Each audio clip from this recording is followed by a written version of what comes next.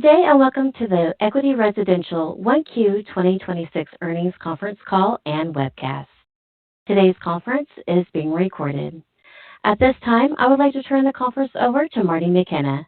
Please go ahead. Good morning, and thanks for joining us to discuss Equity Residential's first quarter 2026 results. Our featured speakers today are Mark Parrell, our President and CEO, and Michael Manelis, our Chief Operating Officer. Brett McLeod, our CFO, and Bob Garechana, our Chief Investment Officer, are here with us as well for the Q&A.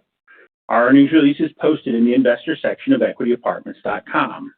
Please be advised that certain matters discussed during this conference call may constitute forward-looking statements within the meaning of the federal securities laws. These forward-looking statements are subject to certain economic risks and uncertainties. The company assumes no obligation to update or supplement these statements that become untrue because of subsequent events. Now I will turn the call over to Mark Parrell. Thank you, Marty. Good morning, and thank you all for joining us today to discuss our first quarter 2026 results. I will start us off, then Michael Manelis, our Chief Operating Officer, will speak to our first quarter operating performance, and then we'll go ahead and take your questions. Our first quarter operating results met our expectations with strength in San Francisco and New York, driving our same-store revenue performance. These two markets share common elements of strong demand from our target higher-earning renter demographic for our well-located apartment homes and low levels of new supply. So let me spend a few minutes now talking about why we are excited for the setup for our business in the back half of 2026 and into 2027. As I said on our last call, we expect deliveries in our markets to be down 35% in 2026 versus 2025. And the forecast for expected future deliveries continues to show substantial declines over the next few years, creating a very positive trend line for our business. Also, our higher-earning customer demographic continues to demonstrate solid financial health with rising incomes, and we also see lower delinquency across our portfolio. Then there is a single-family for sale market that continues to be a challenge in terms of both cost and inventory, translating into customers renting for longer and leading to our record low turnover levels and strong renewal rates. With all those positives, the one missing ingredient is an accelerating job market, and current signals there remain mixed. That said, we do see some green shoots in the form of postings on the Indeed job site for tech roles and other similar high-earning jobs, rising substantially across many of our markets since November of 2025. That provides us cautious optimism, even in the face of recent job cut announcements at big tech firms. But with a portfolio that is more than 96% occupied, with much lower levels of new apartment supply for the foreseeable future and limited owned housing choices, it will not take a lot of new jobs to drive more widespread, strong operating performance in the future. On the transactions front, we did not acquire or sell any assets in the first quarter. We did update our transaction guidance for the rest of the year to reflect the likely sale of a couple of properties. This is a continuation of our process of improving the portfolio by selling older, capital-intensive assets or assets in places where we have heavy concentrations. As we previously disclosed, we repurchased $220 million of our common shares during the first quarter, bringing total repurchase activity to $500 million since August of 2025. And with that, I'll turn the call over to Michael Manelis. Thanks, Mark, and thanks everybody for joining us today. I'm going to provide a quick update on our operating performance, including some high-level market commentary, and then we'll begin the Q&A session.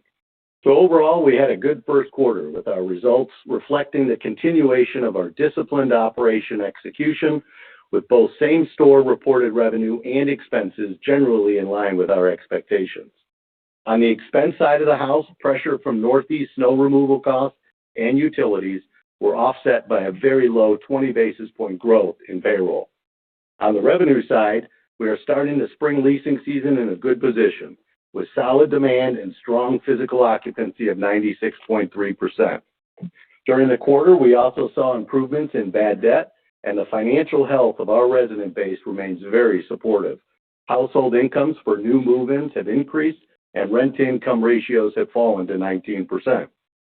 Sitting here today, net effective prices have increased just over 4% since January 1st, which is in line with normal trends, and our occupancy and current demand levels are providing continued momentum into the second quarter.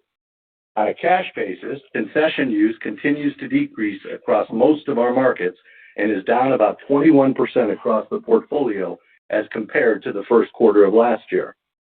As we have said in the past, an improving supply and demand balance leads first to increasing occupancy levels, next to reduced concessions, then to absolute rental rate increases, all of which ultimately drives growing blended rates from leasing activity and future same-store revenue growth. We already see San Francisco and New York, where we are posting strong same-store revenue results, as far along in this market performance continuum, and expect most of our other markets to make progress to varying degrees as the year progresses. In the first quarter, we reported blended rate growth of 1.5%, which mirrored the blended rate growth from the first quarter of last year on this same store set, and demonstrates a 130 basis point sequential improvement from the fourth quarter of 2025. This sequential improvement included a 260 basis point lift in new lease change and a 30 basis point improvement in the achieved renewal rate increases. Retention continues to be a key driver of our performance. Our centralized renewal strategy is performing well, as evidenced by 61% of our residents renewing with a 4.7% achieved renewal rate increase, which was slightly better than what we expected. Looking across our footprint, performance continues to vary by market, which was expected. The strength in key gateway markets like San Francisco and New York, which both exceeded our already high expectations for the quarter, are offsetting a slower than expected start in Boston and Seattle. Together, New York and San Francisco constitute about 30% of our NOI and have the best supply and demand outlooks in the country. Our urban exposure in these two markets is particularly unique to Equity Residential and should be a relative strength for us versus our peers this year. San Francisco continues to be the best performing market in our portfolio. The tremendous growth in AI is making San Francisco, particularly the downtown, the place to be. Despite a few headline-grabbing layoff announcements, the market continues to have good job postings and strong office leasing activity. Looking at migration patterns, we are seeing more residents come to us from out of state and outside the MSA, which is a good sign for continued pricing power. Concession use in the downtown submarket, where we derive 22% of our NOI here, is virtually non-existent. The overall catalyst here is that strong demand is meeting a market that will deliver almost no new competitive supply in 2026. New York also continues to post excellent performance with demand outpacing supply and has almost no new competitive deliveries coming online in 2026. The large financial institutions continue to produce record profits, and employment in the market is very stable. This sets us up for another year of strong results. Boston started the year with challenging weather conditions and is also still feeling the impact in Cambridge around life science funding. Our overall outlook for Boston has moderated as a result, but this is a very seasonal market and it's still early. Overall, we still think that the city will outperform the suburbs based on the location of the 2026 new deliveries. And while DC is performing in line with our modest expectations, pricing power is less than normal, although we expect that to improve as the year progresses, given the dramatic decline in new deliveries. With only 4,000 units being delivered this year, a decline of over 65%, the real question here is whether we will see any improvement in consumer confidence in this market. The current levels of uncertainty are clearly holding back the potential for this market. Any positive shift should allow us to recover from what has been a slower start to the year. Heading back to the West Coast, Seattle is not experiencing the AI-driven demand boom that we're seeing in San Francisco and is currently trending below our expectations due to a slower start to the year. Historically, Seattle has followed cyclical trends from San Francisco, both good and bad, by about a year, and while it's still too early to call given some of the headline risks regarding layoffs, we still see the potential for this market to tighten up. Today, the market is still working to absorb the new deliveries from 2025. Concession use is down 22% in the quarter, but demand is still price sensitive, causing this market to lag normal seasonal improvements. On a positive note, we've seen some good traction in the Bellevue-Bredman submarket with recent office leasing activity announcements and having more residents during the quarter come to us from outside the MSA. Right now, rents are trending positive year over year, and concession use is very limited in the Bellevue-Redmond submarket.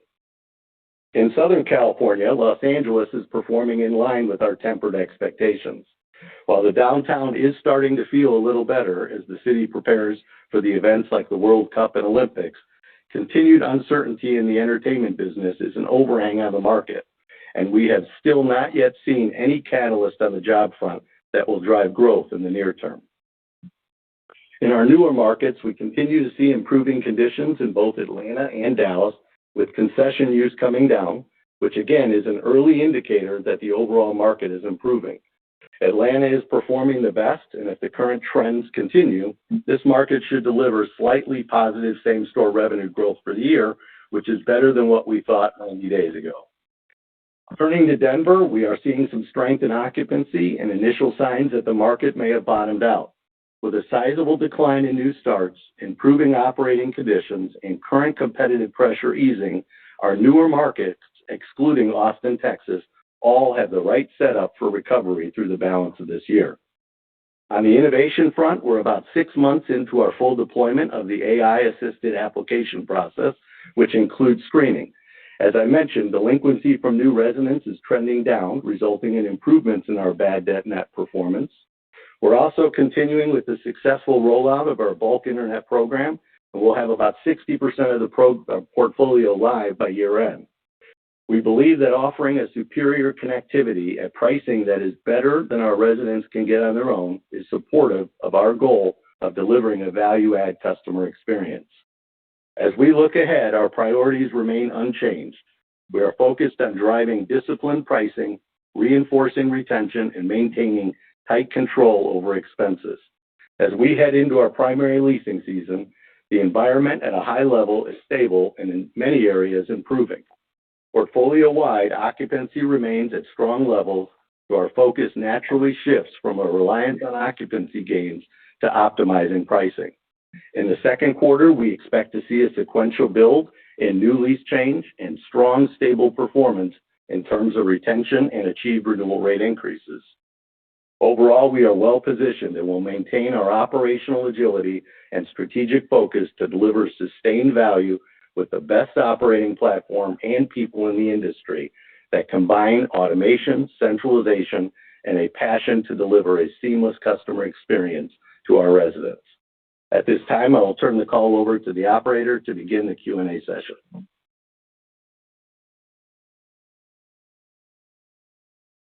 And would like to ask a question, please signal by pressing star 1 on your telephone keypad. If you're using a speakerphone, please make sure your mute function is turned off to allow your signal to reach our equipment. Again, please press star 1 to ask a question. Again, that is star 1 to ask a question. We'll pause for just a moment.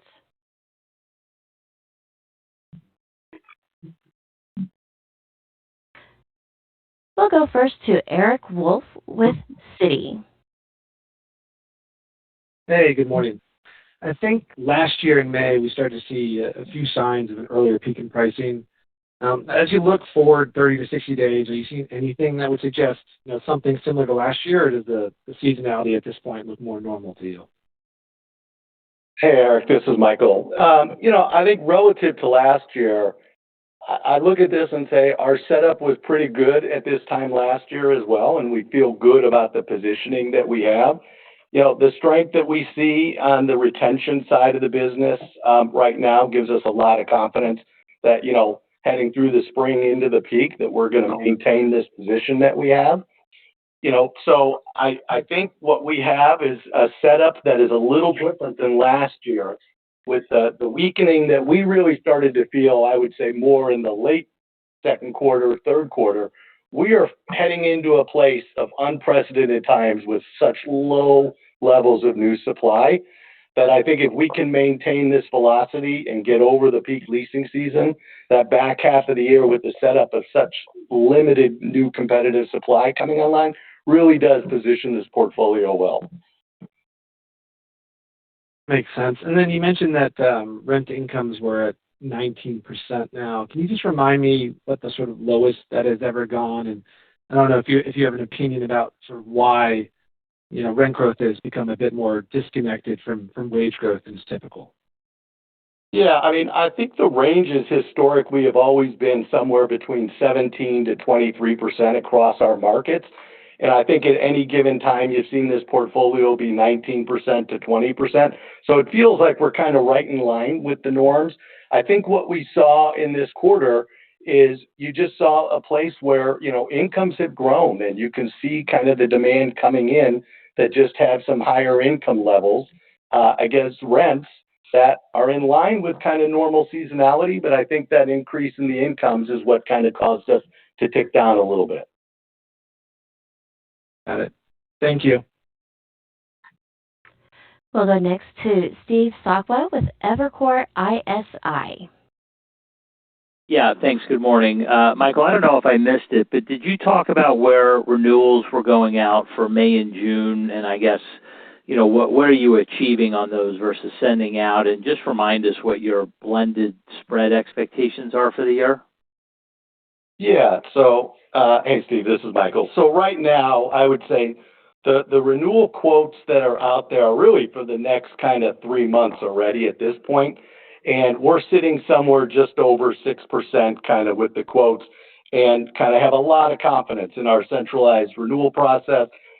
Our centralized renewal team handles all the negotiations. It allows us to kind of execute various strategies across markets and submarkets.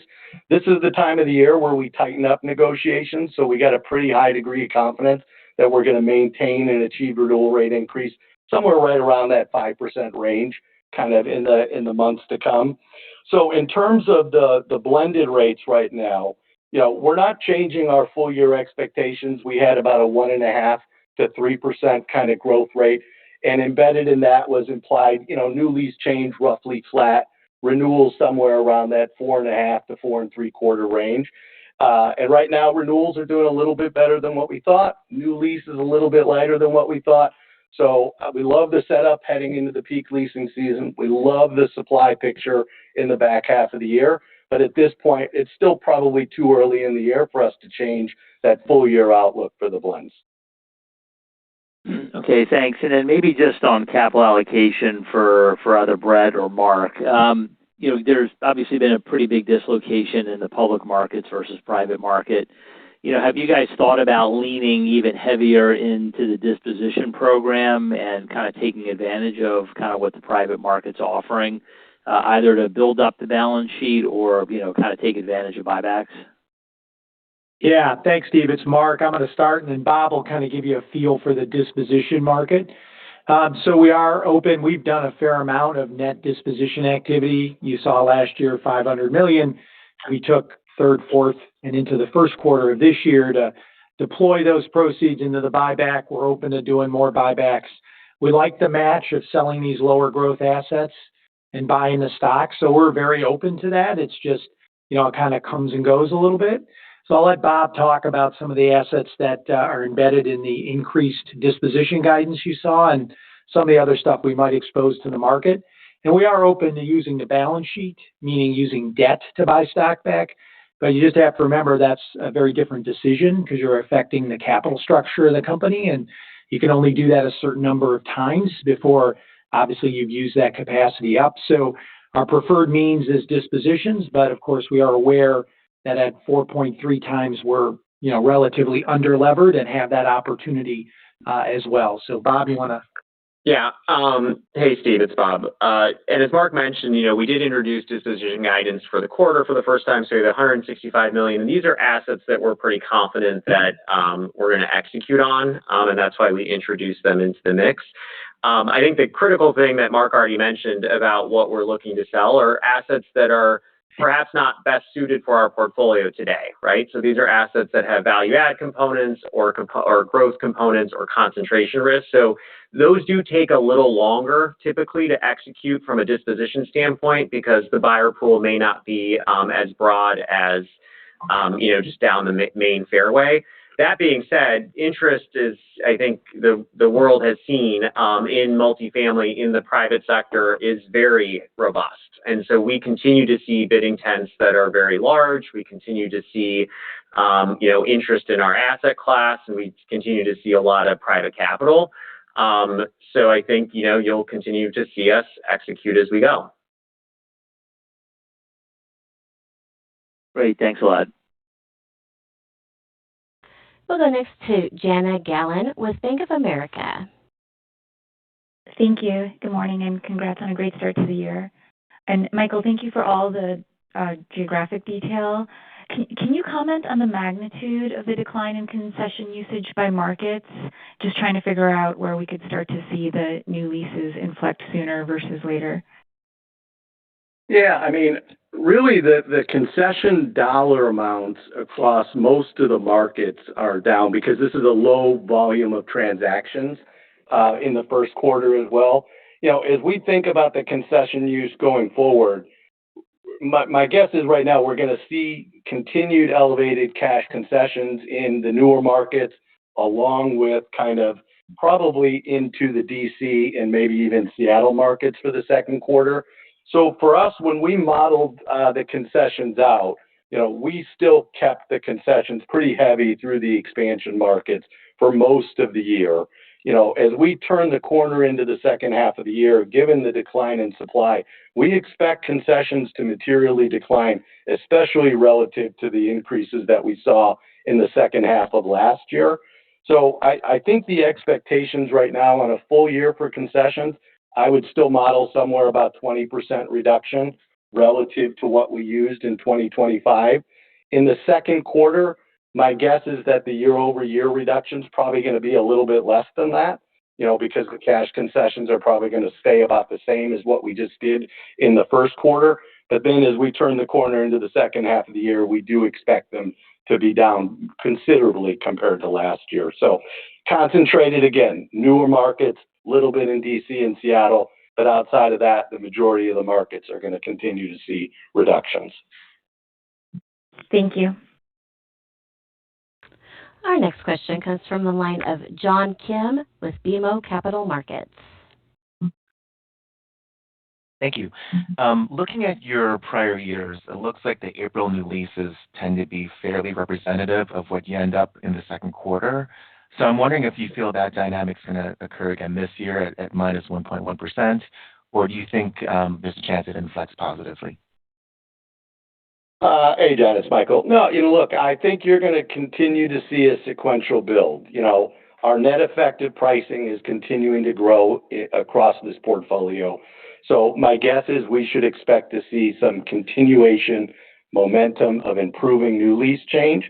I don't think it's going to be materially different than what you can see we just posted, but I don't expect us to end a quarter at minus -1 for the quarter. My guess is you'll see each month sequentially build and put us closer to kind of flat. Okay. And then New York, it's been several quarters where you've been saying it's been one of your stronger performing markets. Recently, there have been some high-end multifamily assets that have traded hands to another public REIT. So I'm just wondering, are those assets that you looked at, is this a market where you would allocate more capital, or are you still really focused on some of the expansion markets?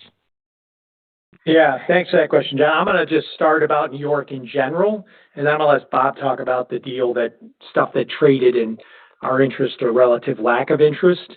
So we're about 14% allocated to New York Metro, mostly Brooklyn, Manhattan, and a little bit of the Jersey coast, and one asset in suburban New York. Pretty unique portfolio. It's performing really well. We're benefiting from all the banks doing so well. We're benefiting from financing of the AI boom, all those things, and from pretty limited supply in that market. I feel like we're more kind of in a trading mindset in New York. 14% feels about right to us. So you may see us sell, you may see us buy, but by and large, 14% feels like a really good weighting. And our urban portfolio feels like a uniquely positive thing for us compared to our peer group. And then Bob, if you want to comment on what sold. Yeah, we I would say that we underwrite everything. Whether or not we look at something and bid on something is different, and we did not bid or look at these specifically, but we certainly underwrote them. One of the benefits of our Manhattan portfolio that's also kind of a nuanced approach is it's pretty straightforward and pretty simple in that we don't have a lot of 421A burn off. We don't have an extensive amount of retail exposure. And so they're pretty straightforward. And that's one of the benefits that you see flowing through to the underlying NOI. The assets that ended up trading were a little more complicated than our liking. So they had more retail components. They had more tax abatement burn off components, and just frankly weren't of interest. So we didn't bid or look at them. That's helpful. Thank you. We'll go next to Haendel St. Juste with Mizuho. Hey there. Great to see the continued strength in San Francisco and New York. Seems like the slowdown, as you mentioned, DC and LA was in line with expectations. Boston, Seattle, a bit weaker. But I guess I'm curious, kind of beyond the next few months, New York and San Francisco clearly have momentum. What are you expecting for your coastal markets? The other group I mentioned, the LA, Seattle, DC, Boston. How do you expect them to trend over the next year? Which of those markets are you most excited about? It seems as though there's tougher comps in some cases, weaker demand drivers. So curious, what data you're looking at, which of those markets perhaps you're more encouraged about over the next 12, 18 months. Thanks. Yeah. Hey, Haendel, it's Michael. Sitting here today, you have to focus on DC with such a tremendous drop off in the supply. I mean, it's 65% less new units coming online. That will equate to some level of pricing power in that market. So we have pretty modest expectations for the full year. But I think as you fast forward and go out 12 to 18 months, that market with such little new competitive supply, such few starts actually in the market as well, sets up for another strong year next year. We need a little bit of confidence on the demand side of the equation for us to really see that thing take hold. Outside of that, I've said, for LA, we had muted expectations. I don't know that we've seen anything yet to suggest that we'll model differently, for the balance of this year. And we'll kind of see where the entertainment industry is kind of closer to the end of the year before we talk about next year on those. The Boston and the Seattle markets right now, I think they're off to a slow start. Boston had a really terrific or horrific winter, cold, a lot of snow, kind of probably impacted a little bit the start that we're seeing. I like the setup in both of these markets, and I like the recovery potential of Seattle. The history has shown it follows San Francisco, good or bad, by about a year. So my guess is we'll start talking positively about Seattle sometime here this year or into the early part of next year. That's great color. Appreciate that. Perhaps on the Sun Belt or the expansion markets, I think you said, and forgive me, I'm misquoting, that they have the right setup for recovery into next year. We know the supply is falling, but maybe some color on where you're seeing some improving demand, pricing power, where concessions are probably coming off the most. So maybe some color on that comment and which markets perhaps are standing out beyond maybe the Atlantas of the world. Thanks. Yeah. So let me just clarify. I can't speak about the Sun Belt. I can only talk about the few markets that we own and operate in those. So really, Atlanta, Dallas, and Austin. Right now we have 3 properties in Austin. We don't expect any material change in performance this year because there's still a lot of overhang of supply, and there's still some new supply being delivered this year. Between Atlanta and Dallas, Atlanta really ticked up a lot for us this last quarter and is now kind of set up to potentially eke out some positive revenue growth this year, which is better than what we thought. So we have seen concessions pull back. We do see kind of good occupancy. We do have kind of that momentum right now heading into the peak that is outperforming what we're seeing in Dallas, but Dallas still sitting here today feels pretty good. It's doing a little bit better than what we thought, but Atlanta feels like it's got more momentum right now. Thank you. We'll go next to Brad Heffern with RBC Capital Markets. Yeah. Hey, everybody. Thanks. So the Bay Area continues to be very strong, and you talked about AI driving that. think there's a lot of investor debate about whether this is going to be a multi-year trend or whether AI ultimately pushes employment the other way. Obviously, nobody knows, but I'm just curious to get your take on how sustainable you see the strength in the Bay Area as being. Yeah, it's Mark. That's obviously a bit of a speculative question, and I know you probably feel that too. To us, it feels like the AI boom, and to be honest, the affordability boom in San Francisco is likely to continue. I mean, rents downtown, where we have a significant portfolio, have just recently moved above rent levels, just before COVID. So our resident can certainly reflect back on getting a 30% increase in nominal wages since 2019 and have their rent about flat. So there's room to run there. We see all the office leasing activity, everything around AI. It isn't just the actual creators of AI, it's all the systems that sit on top of it. A lot of this employment is small groups of people building on top of AI systems, various helpful applications of sorts. So I think there's room to run here. I think this technology, there'll be ebbs and flows and valuation, things will happen, but I think there's a lot to come here, and I think the resident can afford it because I think their nominal wages have gone up quite considerably in the San Francisco area. So this feels pretty persistent to us.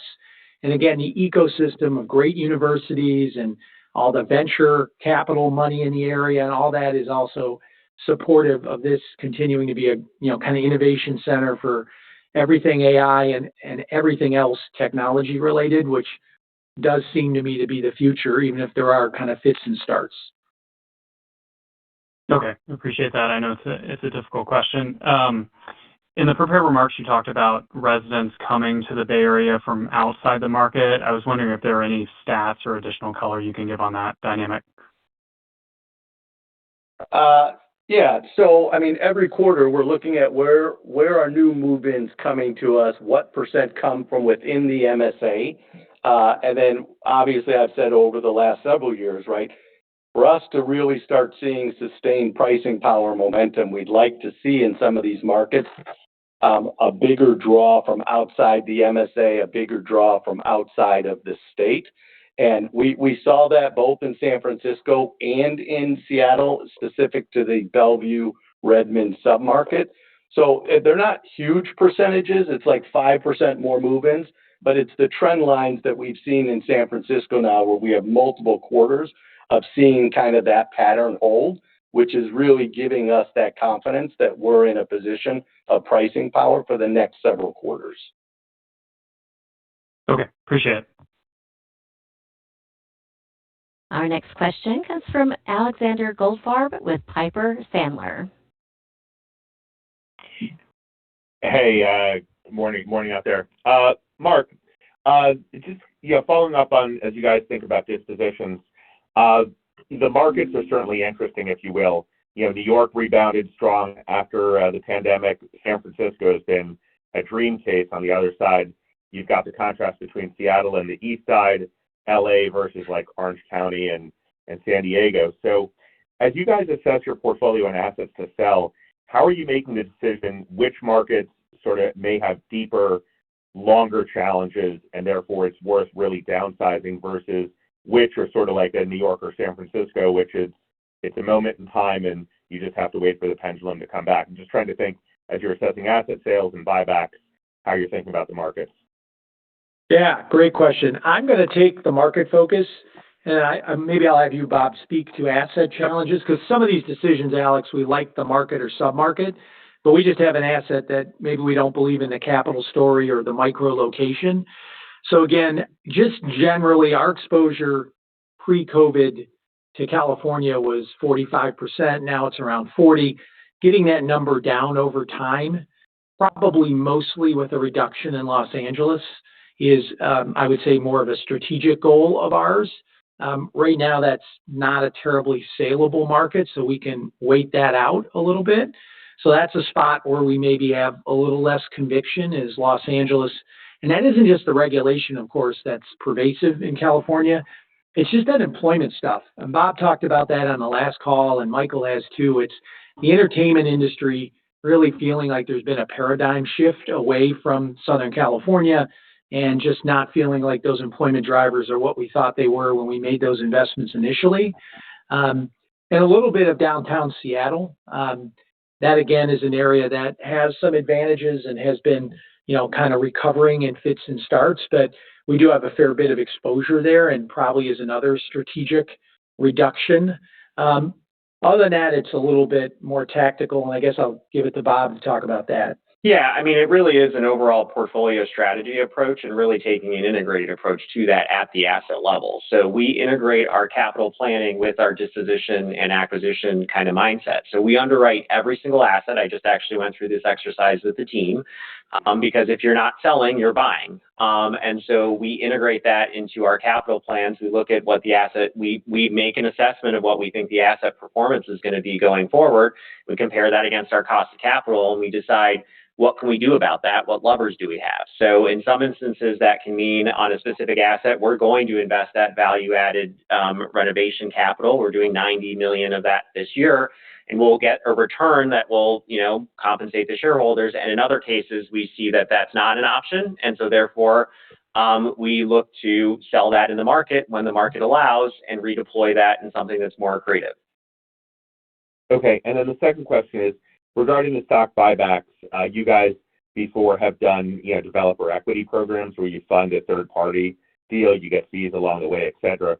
How is that looking as an opportunity to put capital out, especially, if you think about de-risking, the wholly owned development? How is that looking today versus just straight buying back your stock?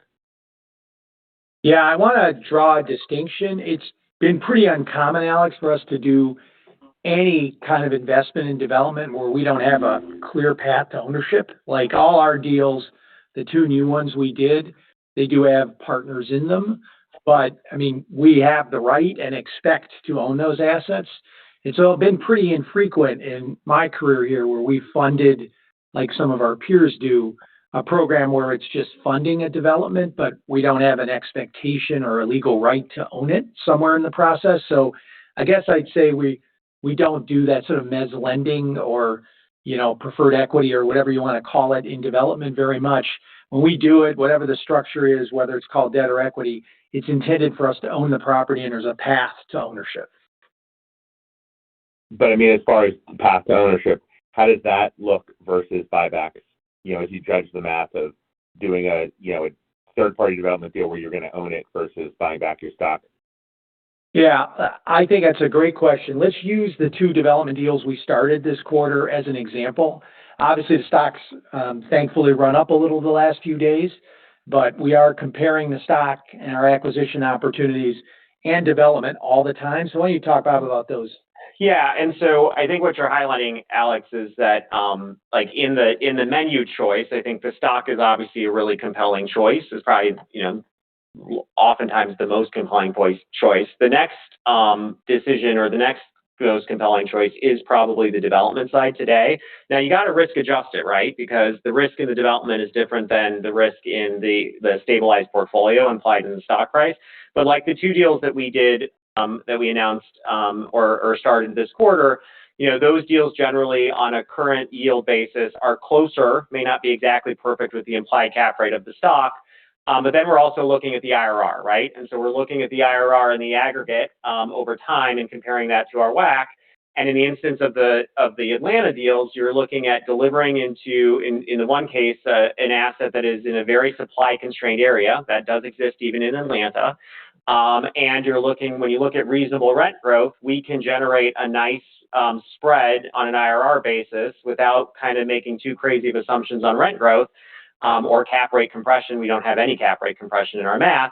That is a premium to our WACC. And so I think you're hitting on a point, which is that, the development side is probably right now the best other alternative outside of stock.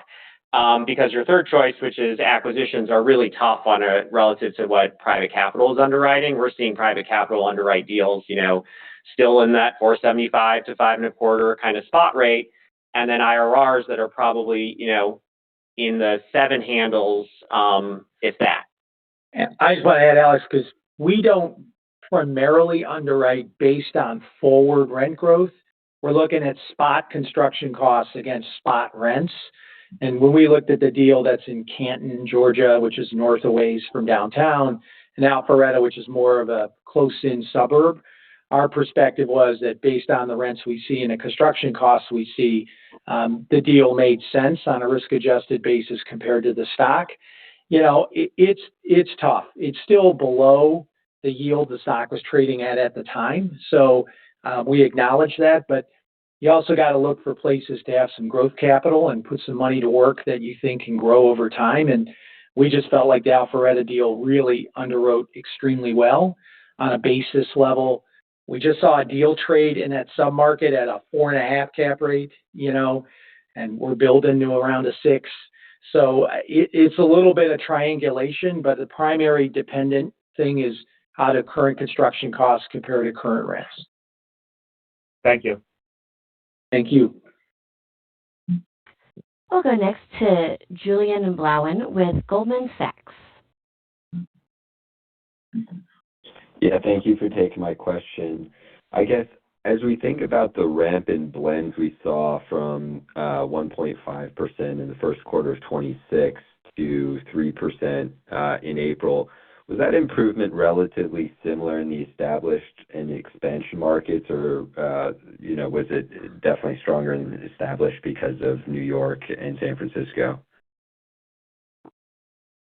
Hey, Julian, it's Michael. I think when I look at the quarter, I would tell you on a sequential basis, almost all of the markets showed around like a 200 basis point kind of improvement relative to the fourth quarter. I haven't really done that analysis for the April numbers, but I'm looking at it and just saying most of the markets have shown that kind of sequential improvement. Obviously, San Francisco and New York are more like 400, 500 basis point sequential improvement on the new lease side. Renewals have been pretty consistent, where almost all of the markets were equal to slightly better outside of like a DC and Boston, which were marginally kind of lower on a sequential basis. So I look at that kind of growth to the April number and say it's kind of in line with what you would expect from a normal kind of pricing trend seasonal curve. And like I said earlier on the call, right now, given our positioning, given where the occupancy is, our pricing trend has continued momentum, right? We're going to continue to see that accelerate through the second quarter. That's going to drive continual kind of improvements in new lease change and a lot of consistency on the renewal part of the equation. So I don't know that I would kind of look at this across the different markets and say the momentum feels like materially different than my comments from, prepared remarks about which markets are performing in line with normal seasonal trends and which ones aren't. Yeah, I think, Julie, it's a difference between absolute numbers, which are certainly better in the established markets than they are in the newer markets for us. But I think what Michael's signaling to you is just momentum or trend line in the case of the established markets is becoming very positive, and it's becoming less negative in these other markets. But the momentum track is the same, just the absolute numbers are still different, right? Yeah, got it. That makes sense. And then maybe moving over to Seattle, are there any forward indicators you're looking at in Seattle that would indicate that it could follow San Francisco? I mean, just so far, it seems like that market has a disproportionate amount of tech layoffs and sort of corporate roles without as much of the AI boost from company creation and job creation. And the real-time rent data just continues to deteriorate in Seattle. Yeah, I mean, this is Michael. I think, Julian, one of the positives that I guess I would point to is really the momentum that we see in Bellevue, Redmond. I mean, if you look at some of the headlines around the office leasing activity, you see that kind of momentum kind of taking hold. You look at the migration patterns that I kind of mentioned earlier, where more folks are coming back into the market. Now, some of that could be from the Microsoft, return to office kind of policy change early in the first quarter that we saw. But the setup feels right for that market to kind of show some of that momentum. And I think what we're feeling right now is we still have a little bit of overhang from the supply that was delivered in 2025 that we're working through in the city. We also saw a reduction of inbound migration from foreign countries. So typically, Seattle is one of those markets that has a higher concentration of move-ins from kind of outside the U.S., so call it 4 or 5% of our move-ins during that quarter. We're running like 50% of that mark. So I look at this stuff and say kind of longer term, I see the setup and I can see this kind of the recovery indicators kind of taking hold. We probably just need a couple more quarters to get through for it to really kind of follow that trend that we're seeing in San Francisco.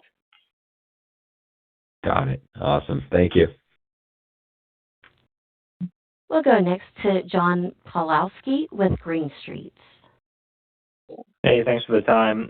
Michael, I have a follow-up question on the new lease conversations. You mentioned the expectation for the full year is flat to maybe slightly negative now for the portfolio. Can you give us a sense for the goalposts, what kind of range new lease growth rates will be for the best swath of the portfolio and the weakest?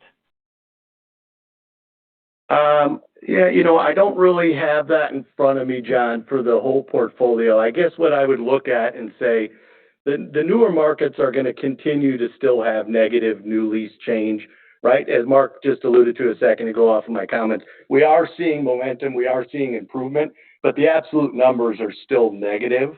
And then you get into markets like San Francisco, right, where we're putting up kind of near 10% kind of change. So I think that's going to be a pretty wide spread when we end the year and looking at some of the newer markets as compared to like a San Francisco. Okay.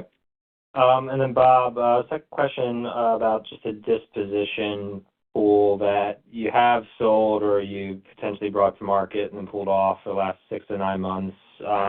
Really the topic is perhaps widening cap rates for more CapEx intensive, lower quality assets. So I guess over the last, call it 6 to 9 months, have you had to change the types of assets you're actually selling? Has there been more retrading when you bring properties to market and you're not getting a bid? Is there more churn in the kind of disposition pipeline to still hit a reasonable cap rate on the dispos?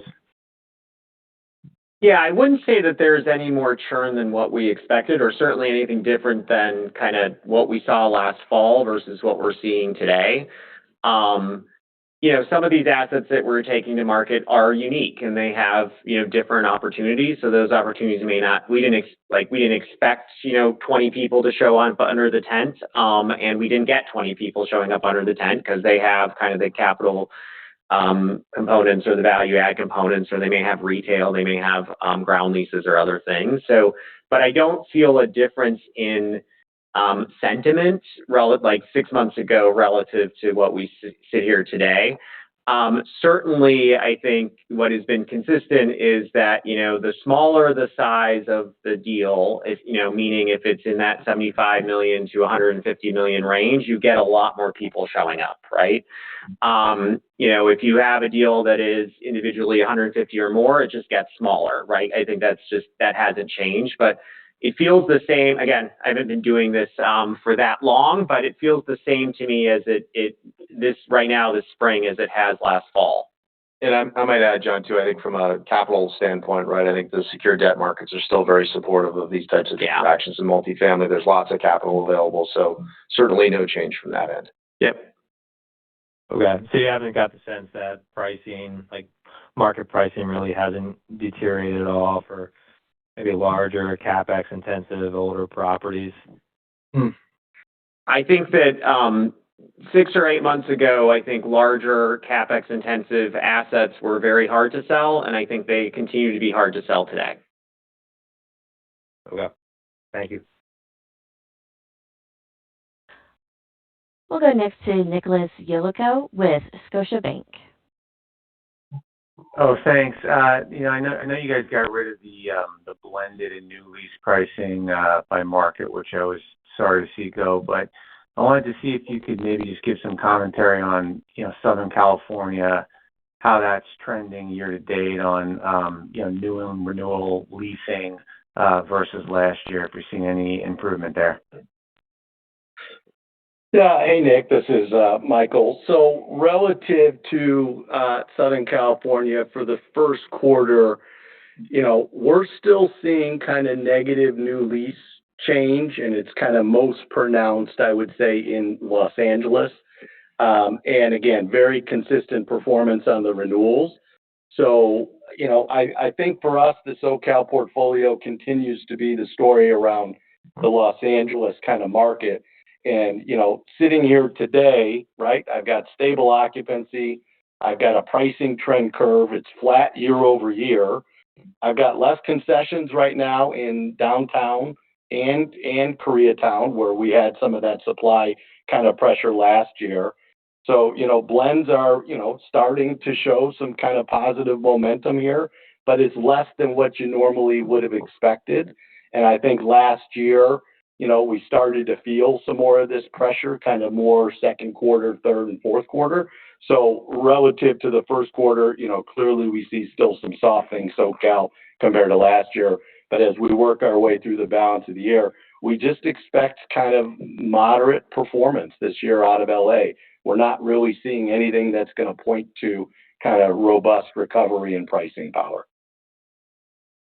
Okay, thanks, Michael. And then second question is, Mark, if we look at the multifamily sector, there's kind of a clustering of, valuation for the stocks that are in your peer group. What I'm wondering is, are you thinking about, and I know you have, there is a differentiated strategy here that, maybe people don't sort of pay attention to, but are you and the board, there are conversations to sort of go even more in terms of, differentiation and strategy, whether it's investments, platforms, sort of how you're managing the balance sheet that you guys are sort of focused on to sort of differentiate yourself versus the peer group? Thanks.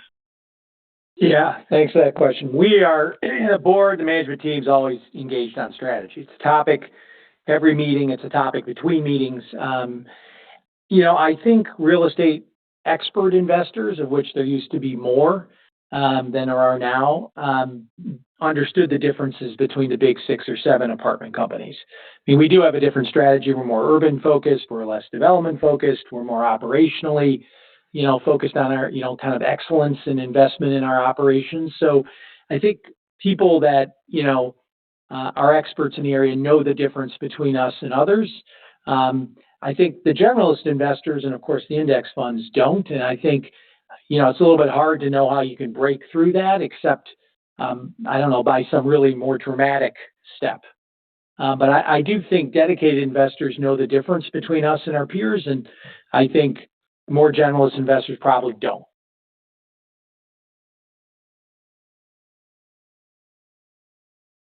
Okay, thanks, Mark. Our next question comes from the line of Jamie Feldman with Wells Fargo. Great. Thank you. I guess here's an opportunity to talk about your operations. So, we haven't really talked about the expense side of things. Can you talk about a couple of things here? Number one, the insurance renewal that I think was in March, how that played out and how that looks versus your guidance. And then just energy costs. Is there anything that's changed your outlook on the expense side, given where energy costs are going, or is there anything you're doing to mitigate expenses? Maybe just talk through that, or if there's any other expense line items that are, meaningfully different than your initial outlook, or that you want people to focus on how you're managing them. Yeah, thanks for the question. So I'd say maybe to start with the insurance, you're right. We did see actually we had our property insurance premiums. They have come down, which we actually viewed as an opportunity to buy some additional coverage. So I think that hedges us against, kind of what we've been seeing in annual casualty loss expenses over the last few years. And so I think while property premiums were coming down, we also have seen the offset being general liability premiums have increased, as well as some of the general liability expenses that run through our same store ops. So I think putting that all together, the 4.5% quarter over quarter increase we had in the first quarter, that's not unexpected, but and was anticipated in our guidance. As far as energy, I would say utilities were up a little bit higher than we probably thought for the year, a little bit. A lot of that results, I think, from one, the number of storms we had early in the year in the Northeast in particular. Obviously, there's a lot of noise in energy costs just generally across the board, and electricity and gas were certainly impacted for us in the quarter. We tend to hedge as much as we can, so there's only a small amount that we can hedge in the market, but to the extent we can, we are hedging energy prices. But I'd also say the flip side of higher utility costs being up is on the revenue side. We were able to have higher fees, and you noticed our other income was up about 60 basis points contribution in the quarter, so that offset a little bit of the higher increases in expenses. Sorry. The one thing I was going to add, Jamie, is on the capital side. So we have a number of sustainability-driven capital projects focused on reducing consumption, because that's really the lever that you can manage the best, right? Because it's macroeconomic drivers will drive the utility costs. We have a number of projects underway. But to be honest with you, the rise in prices also led us to re-underwrite other projects that may not have otherwise hurdled in terms of what our capital returns would have been, but now do. And so we did a big exercise at looking at accelerating those to manage that both for our own P&L, but also for our residents overall. So we're applying the operational excellence that you've seen in Michael's world just across the platform in order to, keep those costs down as much as we can. Yeah, and Jamie, this is Michael. The only thing I would add there is we do have an energy conservation checklist. So our on-site teams have done a tremendous job every day showing up, going through that checklist and looking for areas of opportunity to reduce the overall consumption. We measure the consumption. We kind of share and highlight and spotlight, where we're seeing those successes. And it doesn't take much, right? That little bit of focus of turning down, the temperatures in the hallways or common areas by 1 or 2 degrees starts to show up in some of the bills. It has a lag effect, but clearly we have the right mindset in place to mitigate as much of the consumption risk as we can. Okay, that's very helpful, caller. Thank you. And then we noticed your leasing and advertising is up pretty meaningfully year over year. I think it's over 20%. Higher use of interactive marketing. Can you just talk about something? Is there anything changing on the AI side? Are you using more resources to optimize your appearance in AI searches? Is there anything to read into that data? And if there is, how's it going? Maybe I'll start. Sure, I'll start, Jamie, just on the cost side. I'd say it's nothing that we didn't expect. I mean, as Michael's talked about, we've got some of our technology innovations that are rolling through that. I would also say specifically to that line item in the quarter, we did have an outsized increase from a write-off of a broker commission we took in the first quarter related to our non-resi portfolio. So when a tenant vacates early, we write off the full amount remaining on the amortized brokerage fees, which we did at 3 retail properties in the quarter. So that was contributing a little bit to the higher number, but otherwise was kind of in line with what we were thinking. Yeah, and then I think just specific to AI, I mean, I do think the industry is changing very quickly, and the way that consumers or prospects are finding people by leveraging some of the LLM models that are out there is going to change kind of the ILS environment. Our team is very focused right now on, trying to figure out ways to become relevant in that kind of search optimization. Haven't really seen anything take hold, and clearly not a driver to the expense that, Brett just alluded to, but it's something that the team is very focused on, and we do think over time is actually going to reduce kind of the dependency and overall reduce the L&A expense. Okay. Do you think it can become a strategic advantage, or does it level the playing field? No, I think there's absolutely ways to become more relevant in that environment. And I think, the folks that are focused on it and put the right resources to it will have a strategic advantage. Okay. All right. Thanks. We'll certainly follow that. We'll go next to Michael Goldsmith with UBS.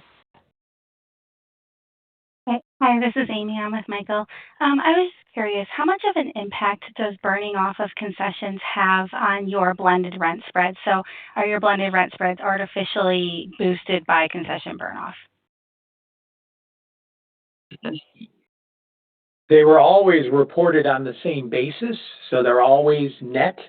So it's marked. They don't change it's not like one quarter we reported it with concessions and the next quarter without. So obviously getting rid of concessions is the beginning of that continuum of improvement, right? You get occupancy, you get confident, you take concessions away, then you move up base rents, and then it finally leaks through the rents or to same store revenue. So I guess I'd say it's on the continuum, but because we didn't change the basis of calculation, I don't see how that could be true.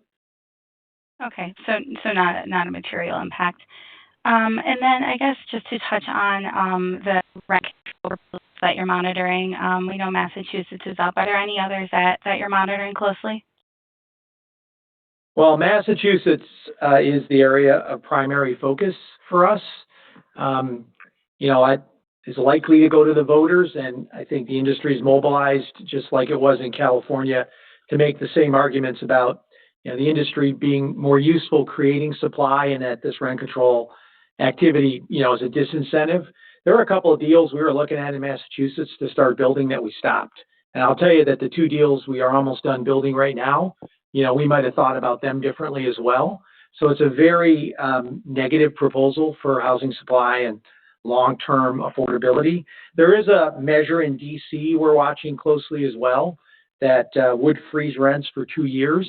A lot of our DC portfolio is already rent controlled, so it's a little bit of a different and less meaningful impact directly on us. But again, it's a hard place to do business.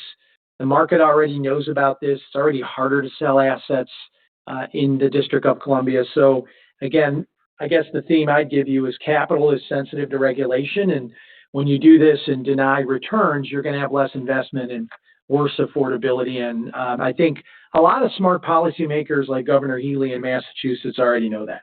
So, we're gonna be hopeful. But Massachusetts is the main show this year. Great, thank you.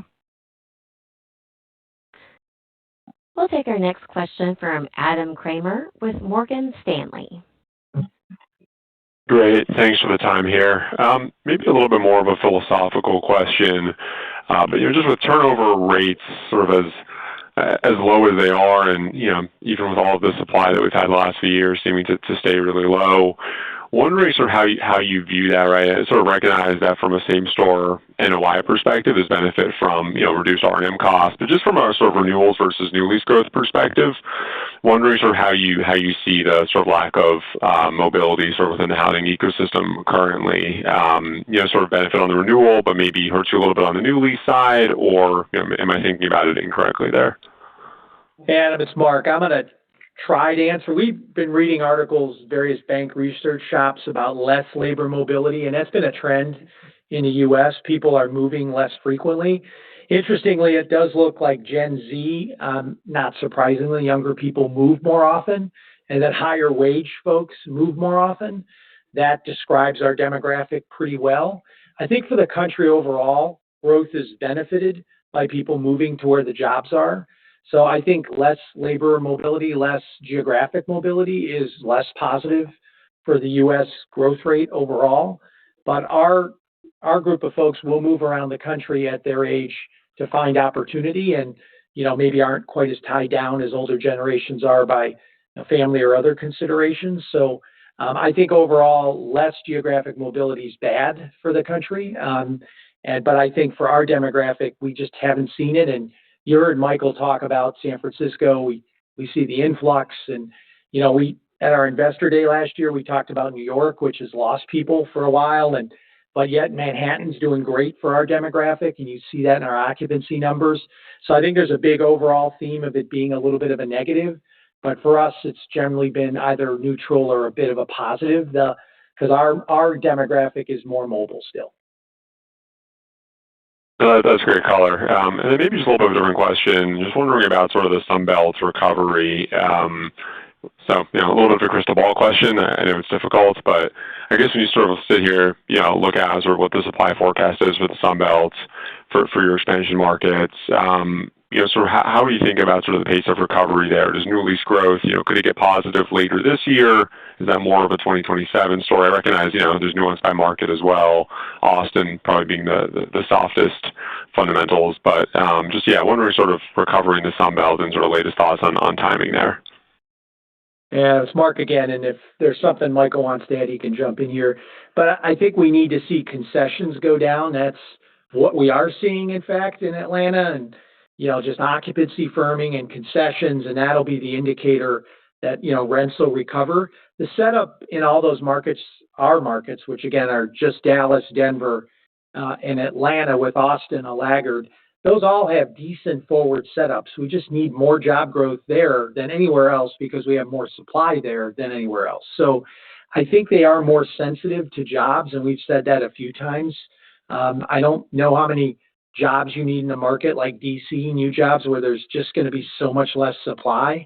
So I think those are higher beta markets, and they do have upside. And I think in maybe a year or so, we'll be talking about that second derivative really inflecting up in those markets more than at this point. But what we really see is a bit of a slow recovery with Atlanta in the pole position for us and Austin at the rear. Great. Thanks for the time. We'll go next to Omotayo Okusanya with Deutsche Bank. Yes, good afternoon, everyone. The other income line item this quarter, kind of some strong results coming out of that. Just curious if that's just really being driven more by just expense reimbursement because you have higher occupancy, whether there's kind of other ancillary income sources there that are more sustainable, if there's anything one time in there. Just kind of curious about that line item and kind of what we can expect from it going forward. Yeah, sure. This is Brett. I said, as I mentioned earlier, I think we saw, as you noted, the higher RUBS income a little bit. We obviously had bad debt was better this quarter by 10 basis points. And then the last thing I'd say is we did see some positive trends in storage and some of the on-site ancillary charges that we've been generating. We're working on as well as the continued rollout of the bulk Wi-Fi program from last year. Gotcha. Thank you. This concludes the question and answer portion of today's call. I would like to turn the call over to Mark Parrell for any additional or closing comments. Thank you all for your time today and for your interest in Equity Residential. This concludes today's call. Thank you for your participation. Everyone else has left the call. You may now disconnect. No one else is going to join this call. Goodbye.